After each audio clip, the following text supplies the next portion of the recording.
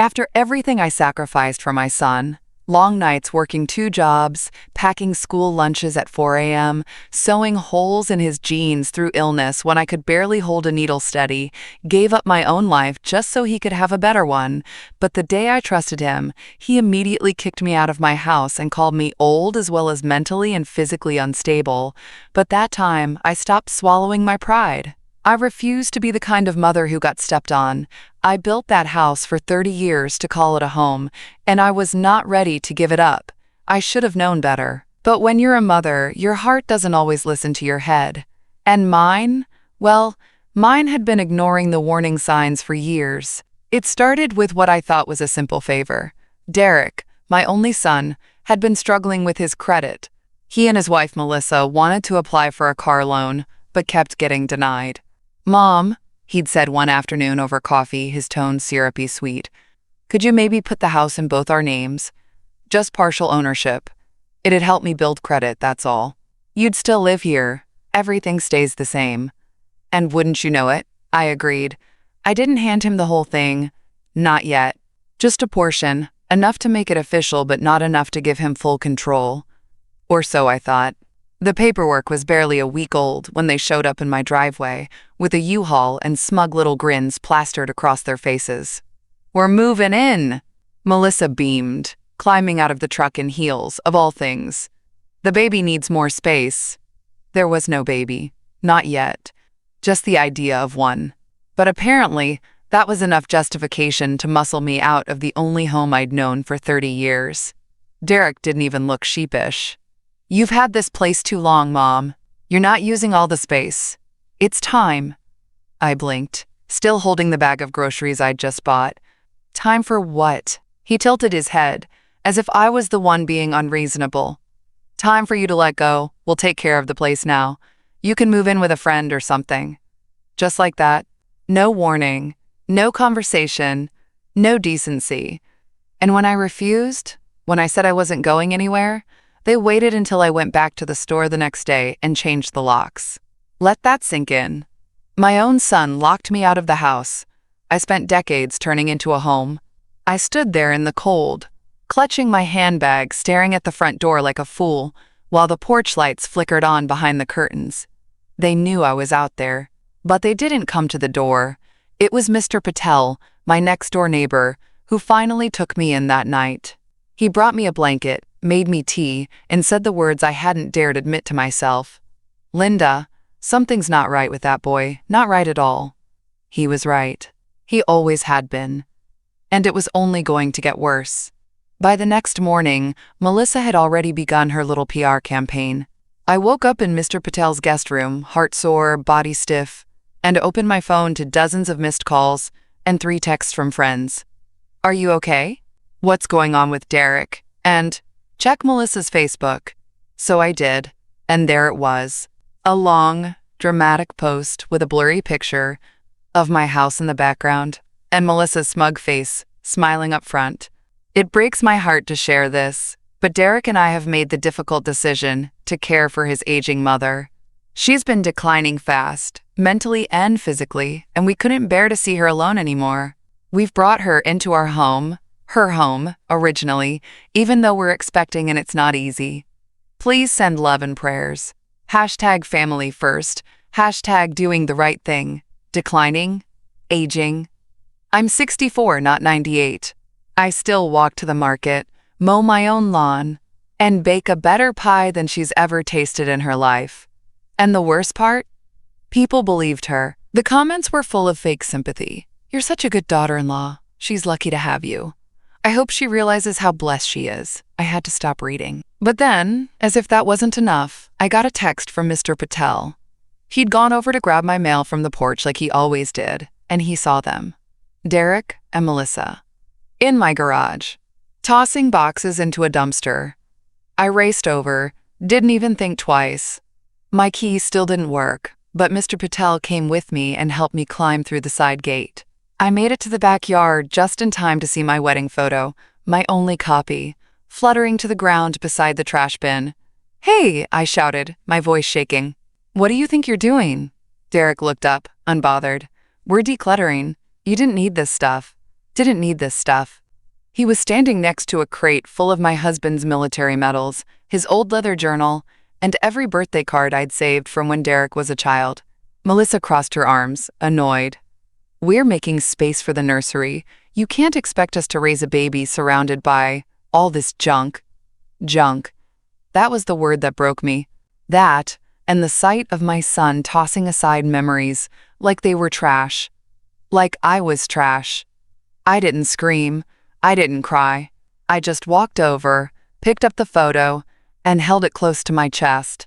Then I turned and walked away. Because something inside me had shifted, and from that moment on, I wasn't going to beg. Back at Mr. Patel's house, I sat in his sunroom with a cup of lukewarm tea going cold in my hand. I stared at nothing.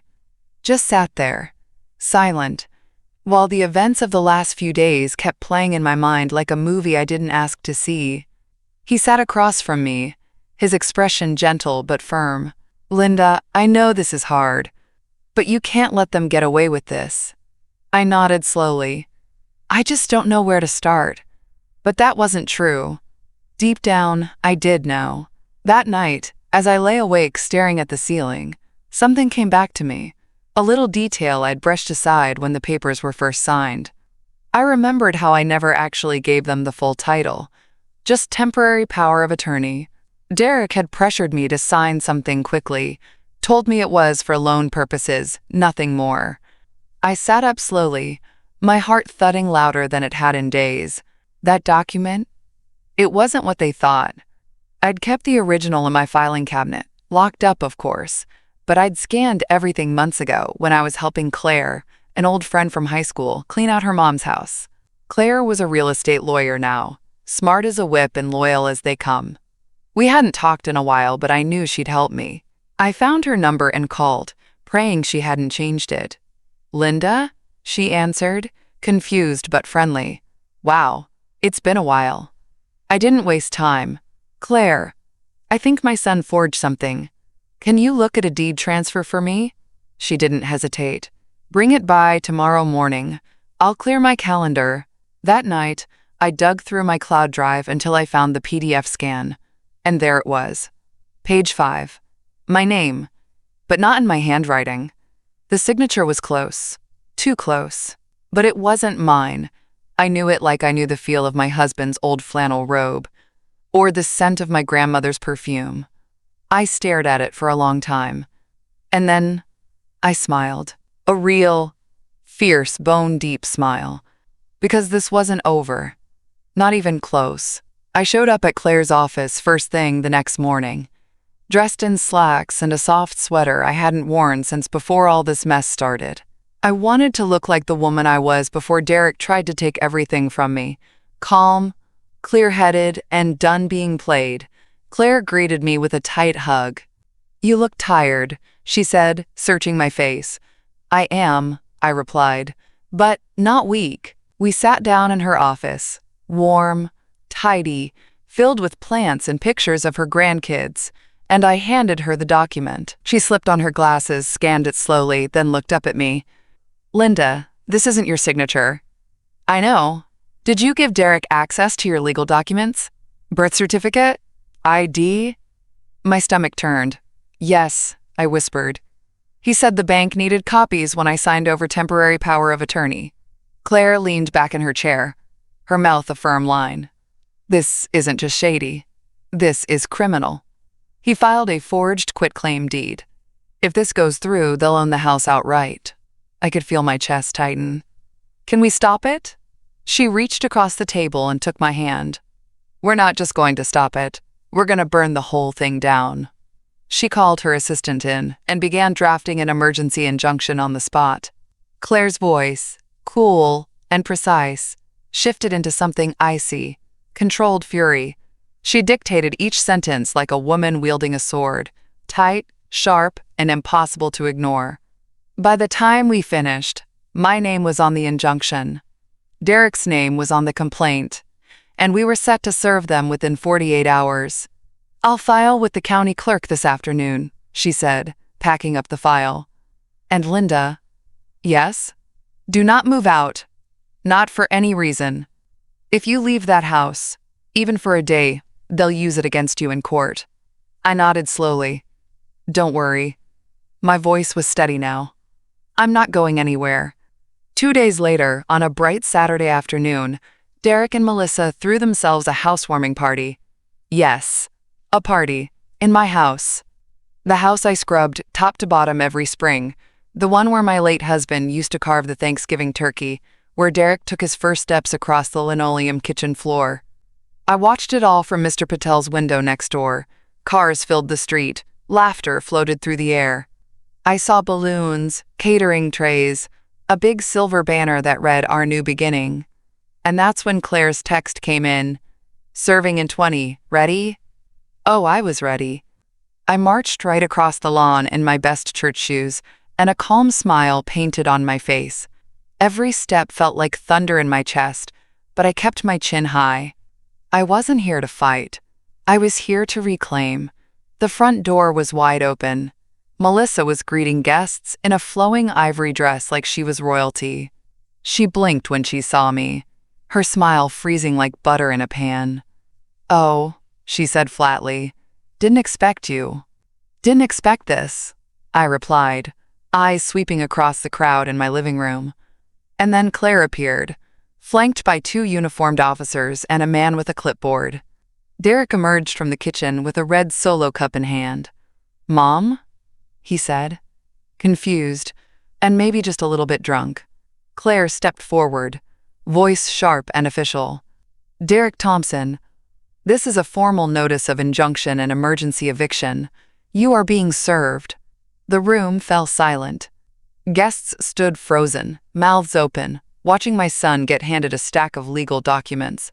Derek stared at the pages, then at me. You set me up, he stammered. I smiled softly. No, sweetheart, you set yourself up. Melissa rushed forward, grabbing the papers. What the hell is this? Claire didn't flinch. Forgery, Melissa. Your husband tried to steal property he never legally owned, and now you're both trespassing. Derek's face flushed deep red. You can't do this. Oh, but I can, I said, stepping into the center of the room. Because this house is still mine. You could feel it. The air just shifted. That fake little empire they built, that fantasy where they were king and queen of my home, it crumbled the second those papers touched Derek's hands. And I stood there, steady as stone. Melissa's mouth was still running. This is harassment. This is elder abuse in reverse. She said we could live here. Claire, calm as ever, pulled out a folded copy of the temporary power of attorney, the real one. You were given limited authorization, not ownership. And you forged a quitclaim deed. That's a felony. I'd keep your voice down unless you want to add criminal charges to the eviction. Melissa paled. She looked around the room, at the guests who had been sipping wine and nibbling on tiny cucumber sandwiches moments ago. Their eyes were wide now, uncertain. Some were whispering, a few already edging toward the door. Derek tried a last-ditch defense, stepping forward, voice shaking with rage. I grew up in this house. I deserve it. My smile never wavered. And I built this house while you were still learning how to tie your shoes. You think being born here means it's yours?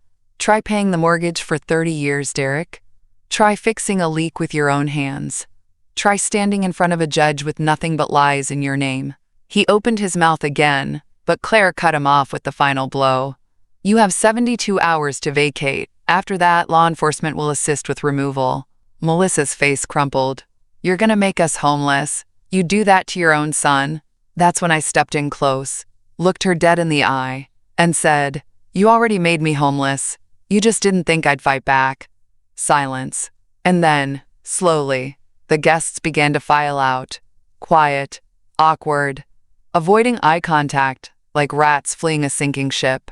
By the time the last one left, Derek was slumped on the couch, head in his hands. Melissa sat rigid beside him, seething. Claire and I turned and walked out together, the sun warming our backs. And for the first time in weeks, I could breathe. But we weren't done. Oh no, not yet. Because next, it was time to take everything back. Early Monday morning, I stood at the edge of my driveway, holding a fresh set of keys. Claire had taken care of everything. She even came with me to the county clerk's office to make sure the injunction had teeth. And it did. Derek and Melissa were now legally barred from altering, occupying, or renting the property. It was mine again. All mine. I opened the door slowly, half expecting to find more damage. But what greeted me wasn't just a mess. It was disrespect in its purest form.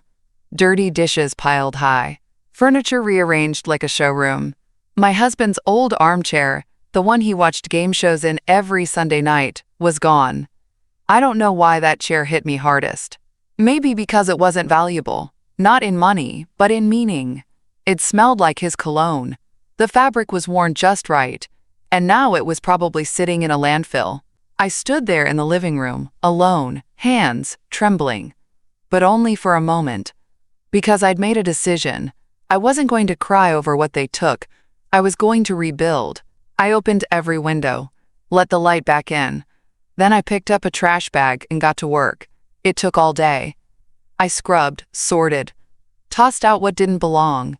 I even found Melissa's mom-to-be mug, still sitting on the windowsill like a little trophy. I boxed it up and left it on the porch with a note. You forgot something. And don't worry, I didn't drink from it. Wouldn't want to catch the entitlement. Smile. By sundown, I had my house back to what it should have been. Clean, warm, mine.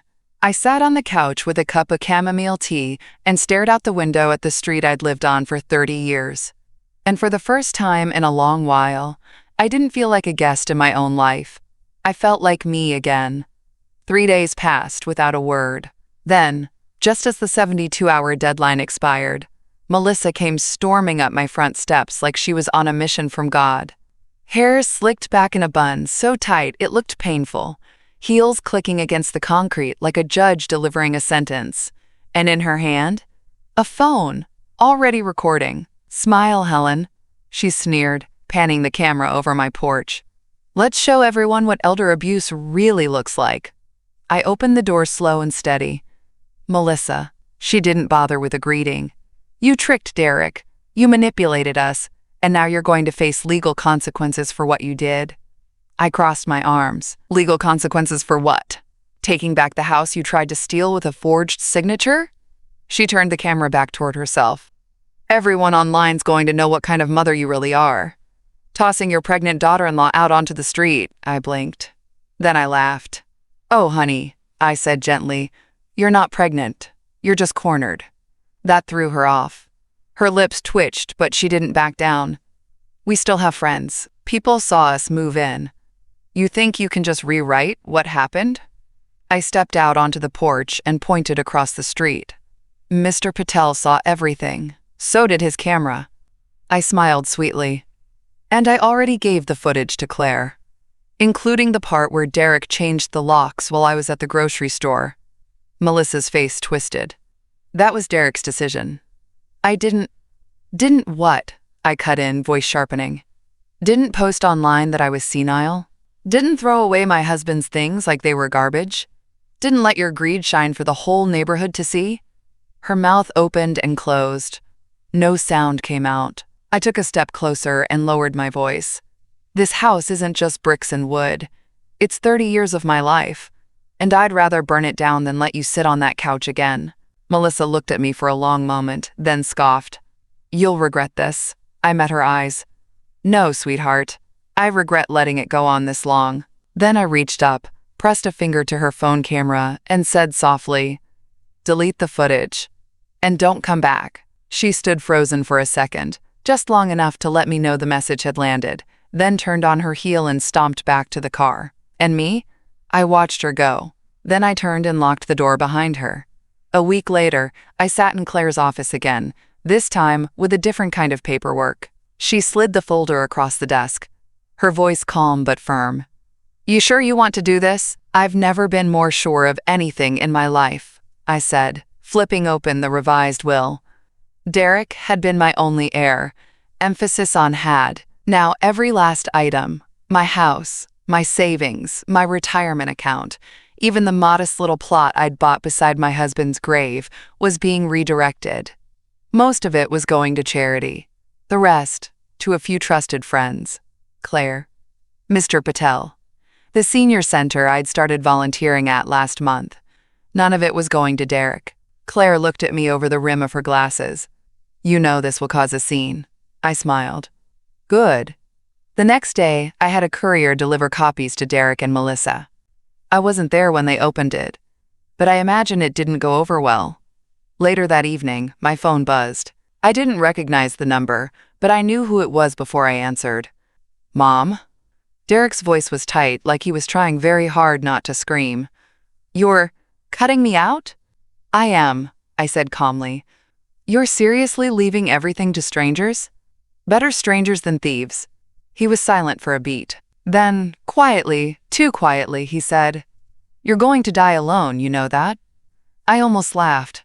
I already did, Derek, the day you locked me out of my own home. Then, I hung up. No tears. No guilt. Just peace. It took me a few more weeks to clear out the rest of the house. Every drawer held something. A receipt. A note. A photo I hadn't seen in decades. And each time I stumbled on one, I'd feel that old ache in my chest, like the walls still remembered who we used to be. But there was one room I hadn't stepped foot in since Derek and Melissa tried to take over. My husband's bedroom. After he passed, I'd left it mostly untouched. Just couldn't bear to box it up. Derek always used to call it Dad's cave, like it was some sacred place. And back then, it kind of was. When Derek and Melissa moved in, I had a sick feeling they'd invaded it too. That morning, I stood in the hallway for a long time, hand on the doorknob, unsure if I even wanted to see. But I owed it to myself. And to him. I opened the door slowly. It hit me right away. The smell was gone. That faint scent of his shaving cream and cedar cologne, gone. Replaced by cheap air freshener. The kind Melissa always kept in her purse. They'd repainted the walls. Some awful beige color. Covered up the dark navy he always liked. And worse, his dresser was empty. Just a few of Melissa's folded sweaters inside. I walked to the closet, opened it. Empty. I didn't cry. I didn't scream. I just sat on the edge of the bed and whispered, I'm sorry, Hank. I didn't protect it. And that's when I saw it. Tucked under the bed frame, still hidden after all these years, his old toolbox. Still scratched up, still heavy, still smelling like him. I pulled it out and popped it open. Inside, under the screwdrivers and old fishing lures, was an envelope with my name on it. My hands shook as I opened it. Inside was a letter, written in his handwriting. If you're reading this, it means I'm gone, and I hope to God you still live in this house. But if not, if something ever happens, just know this. Don't give this place up without a fight, Linda. You built this home with your bare hands and your good heart. It's yours. And I know you'll know what to do when the time comes. Love you always, Hank. I clutched that letter to my chest and let the tears fall. The quiet kind.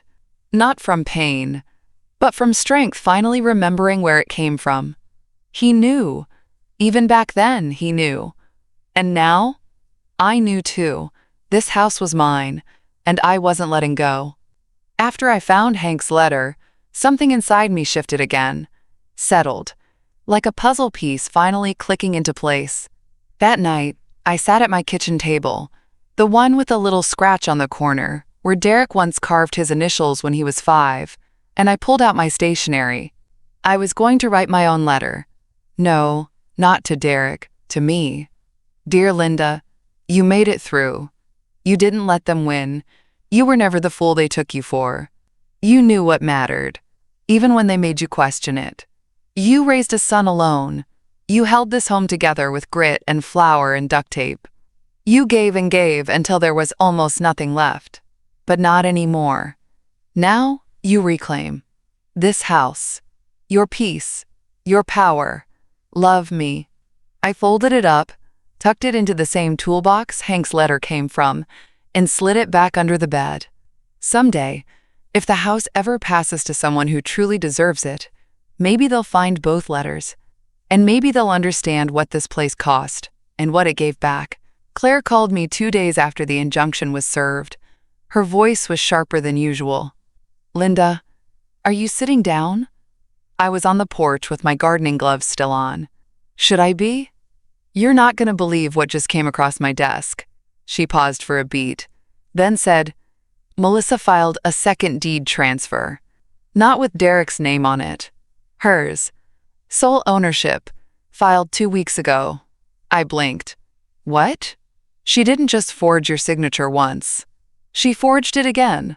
This time to kick Derek out too. I sat back in the chair, heart pounding, but not with fear this time. With fury. That little witch tried to double-cross her own husband. Claire exhaled hard. I pulled the filing through one of my contacts at the recorder's office. It was hidden under a legal trust name, but the beneficiary listed? Melissa Thompson. Alone. I stared at the sky, jaw tight. Does Derek know? Doubt it, she said.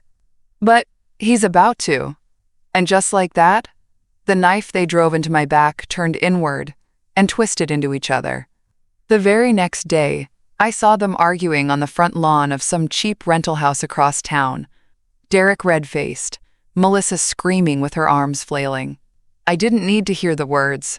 I knew. He found out. And it destroyed them. Later that evening, Claire sent me a screenshot. Subject line. Melissa Thompson, withdrawal of interest. She had tried to retract the fraudulent deed. Too late. The damage was done. The case was locked in. She not only tried to steal from me, she tried to cut Derek out too. And now, they were both out. Out of my house, out of my will, out of excuses. A week after the storm blew up between them, Derek showed up at my door. No warning, no text, just a knock. Soft, like he didn't want the house to hear him. I opened it slowly. There he stood, slouched, unshaven, eyes bloodshot. Not the smug little man who kicked me out of my own house. No, this Derek looked like someone who'd just been chewed up and spit out. Mom, he croaked, I didn't know. About the second deed. I crossed my arms. Didn't know she'd steal from you? Or didn't think she'd beat you to it? He looked down at his shoes, rubbing the back of his neck like he used to do when he'd get caught lying as a kid. She said we were building something together. I didn't think she'd... I let the silence hang. I wanted him to feel it. The weight of what he did. Not just to me, but to himself. He finally looked up. I messed up. I know. But I need help. She's threatening to go public. Say I pressured you into everything. I could lose my job. I raised an eyebrow. You did pressure me into everything. He swallowed hard. I didn't mean for it to go this far. That's when I tilted my head and gave him a long, deliberate look. You didn't mean to lose the house to your own wife either. But look how that turned out. Before he could reply, I handed him a manila envelope. He looked confused. What's this? Something you forgot, I said. Receipts, texts, copies of every transaction you made using my name. I kept records. Claire's already filed a protective order, just in case. His face dropped. Pale, hollow. You kept all this? Oh, honey, I said, stepping back into the doorway. I've kept everything. I may have raised a fool, but I'm not one. And just as I started to close the door, I added one last parting gift. Oh, and Melissa stopped by 2 days ago. He froze. She apologized. Derek's eyes went wide. She what? I smiled. She told me the truth. She married you for the house. Said so in those exact words. Then I closed the door gently and left him standing there. Because sometimes revenge doesn't need fire or fury. Sometimes it's just the truth. Spoken plain, steady, and to the point. After Derek left, I didn't hear from him again. Not a call. Not a text. Just silence. And you know what? It was the sweetest sound I'd heard in years. The house felt different now, not just because it was mine again, but because I was different. I wasn't just the mother who forgave everything. I wasn't the woman who let guilt talk her into bad decisions. I was someone who stood up, not just for her house, but for her worth. And I wasn't about to let that go. The very next week, I walked down to the local senior center, just like Mr. Patel had suggested, and signed up as a volunteer. Not for the arts and crafts, not for bingo night. I asked them, plain and direct, "Do you have a program that helps older folks with legal advice? Property stuff, scams, anything like that?" The director, a kind woman named Cheryl, looked surprised. "Well, we've wanted to do something like that, but we don't really have the staff." I smiled. "You do now." Within a month, we had a little workshop up and running. Once a week, we'd gather a handful of women, mostly widows, a few divorcees, who were going through the same mess I'd barely escaped. One woman, Gloria, was being pushed to sign over her land to her son, quote, for tax purposes. Another, Marlene, said her daughter kept trying to take her name off the house deed so she could, quote, handle things easier. I looked at those women, sweet, tired, proud, and I saw myself. And I told them, with every ounce of fire I had, "You don't owe anyone your home. You already paid for it, with your body, your bones, and your soul. Don't let guilt sell what grit built." They clapped. Some cried. One brought me a homemade peach cobbler the next week. And just like that, I found something better than revenge. Purpose. Because if my story could save someone else from making the same mistake, then maybe, just maybe, all that pain had a reason after all. It had been almost 2 months since the eviction. Life had settled into something soft again. I was baking more, sleeping better, even planting herbs on the windowsill like I used to when Derek was still in grade school. Then one morning, just as the kettle started to whistle, I heard a knock at the door. Not urgent, not angry, just hesitant. I wiped my hands on a dish towel and opened it, expecting maybe Mr. Patel or one of the ladies from the center. But it wasn't them. It was Melissa. Hair pulled back, no makeup, no fancy bags slung over her shoulder. Just jeans, sneakers, and a plain envelope in her hands. For a moment, neither of us spoke. Then she held it out to me. "I know I don't deserve a word from you," she said quietly, "but you should read this." I didn't take it right away, just stared at her. "I'm not pregnant," she added. "Never was. That was all part of the pitch. Derek's idea mostly. But I went along with it. And I'm sorry." I didn't reply. I didn't need to. She wasn't here for a back and forth. She was here to unload. "I left him," she said after a pause. "Right after I found out you exposed the forged deeds. He blamed me for everything, but deep down he knew he did this. Not just to you, to us." Her voice cracked on that last word. I took the envelope from her hand. Inside was a single sheet of paper, a notarized statement. She admitted to the forgery, explained the false pregnancy, stated under oath that I had never given them consent to take ownership of the home. I figured, "Maybe it'll help you if he ever tries anything else," she said. I studied her face, drawn, pale, honest in a way she never was before. And I nodded, just once. She turned and walked away without asking for forgiveness. She knew better. And I stood on that porch for a long time, holding the letter in my hand, thinking one thing. Sometimes karma doesn't shout. That notarized letter? Oh, it wasn't just a scrap of redemption. It was proof. And I brought it to the next workshop like a badge of honor. I laid it down on the folding table, right next to the box of powdered donuts and the pot of lukewarm coffee. The women leaned in. "This," I said, tapping the paper, "is from the woman who tried to steal my house." She signed it under oath. She admitted everything. Gasps. Then silence. Then Marlene muttered, "Well, I'll be damned." I smiled. And then I said, "We're not just going to share stories anymore. We're going to prepare." So we did. With Claire's help, we started running mock scenarios. How to spot a scam. What to do before signing a power of attorney. How to double-check if your name's still on a title. We even brought in a notary, who volunteered to help folks verify their estate plans once a month. Word started spreading. Women from other neighborhoods began showing up. Sisters, cousins, church friends. They came with wrinkled folders, suspicious letters, old trust documents. Some hadn't looked at their own wills in 20 years. We called it the Keep What You've Earned Circle. Simple name, big mission.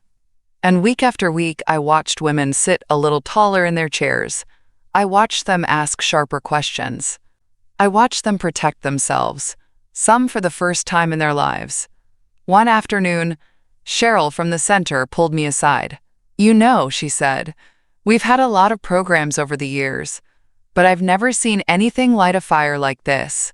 And all I could do was smile, because somewhere between being betrayed and being bold, I'd found a new kind of family, one that didn't take, they lifted, and I was no longer just a mother with a broken heart. I was a woman with a mission, and a room full of sisters standing right beside me. 2 days later, I was folding towels, halfway through an old Motown playlist when my cell phone buzzed. Unknown number. I let it ring once, twice, then voicemail. But something in me, call it curiosity, call it instinct, made me check it. It was Derek. His voice was small. Not the booming, arrogant tone he used to throw around like confetti. No, this was different. Broken. "Mom, I know you probably won't answer. I just wanted to say, I'm sorry. For real this time. I lost everything. The house, Melissa, my job. I'm back living in a motel. I don't have anyone else. I don't know what to do." He paused, then added, "You were right. About everything." I stood there, towel in hand, frozen, for a long while. Then I walked over to the trash can and deleted the message, because I'd already spent too many years waiting on apologies, giving chances, hoping he'd finally see me as more than just a resource. Now, he was out of chances. It wasn't anger. It wasn't even revenge.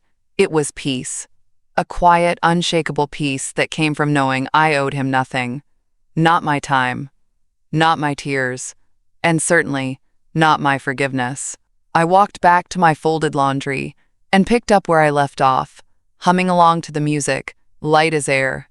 It was a warm spring morning when I finally did it. I stood in the backyard, looking out at the old oak tree Hank planted the year Derek was born. Its branches were heavy with leaves now, casting long shadows over the lawn. And for the first time in a long time, I didn't see the past. I saw the future. That's when I called Claire and said, "Let's finalize everything." A week later, I signed the last version of my will, and here's what it said. "The house stays in my name until I pass. But afterward, it goes to the Keep What You've Earned Foundation." A small fund Claire helped me set up to offer legal help to other seniors, especially women, at risk of being exploited by family or fraud. My savings are split. Half goes to the senior center, and the rest funds community programs that teach estate planning, property rights, and how to say no with your whole chest. Derek's name? Not even a footnote. That same day, I planted a plaque beneath the oak tree. Nothing fancy. Just a small bronze square with 6 words. She didn't give it away anymore. Later that afternoon, Mr. Patel came over with his little radio and set it on the porch. We sat side by side, sipping iced tea, letting the breeze roll in. "You know," he said, "you could have lost everything." I nodded. "Almost did. But you didn't." I smiled. "Because this time, I chose me." And let me tell you something, if you're listening to this, maybe curled up with your own cup of tea, maybe wondering if you've given too much away already, hear me when I say, you can always come back to yourself. You can rebuild, reclaim, rewrite the ending. I did. And I wouldn't change a thing.